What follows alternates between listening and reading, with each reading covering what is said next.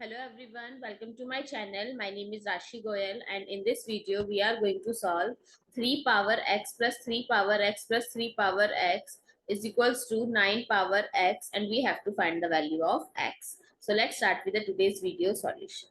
So if I'll take 3 power x as common from left hand side, so we can write this as 3 power x, 1 plus 1 plus 1 is equals to 9 power x. So it becomes 3 power x times 3 is equals to 9 power x.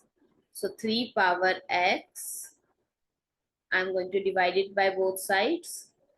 So we can cancel out. So 3 is equals to 9 by 3 whole power x. According to exponent rule, x power m by power m, we can write it as x by y whole power m.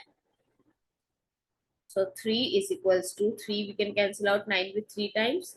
3 power x. So here is power 1. If we compare both sides, the value of x is 1. I hope it's clear and you find it useful. So please give us a thumbs up and do subscribe to my channel. Stay tuned.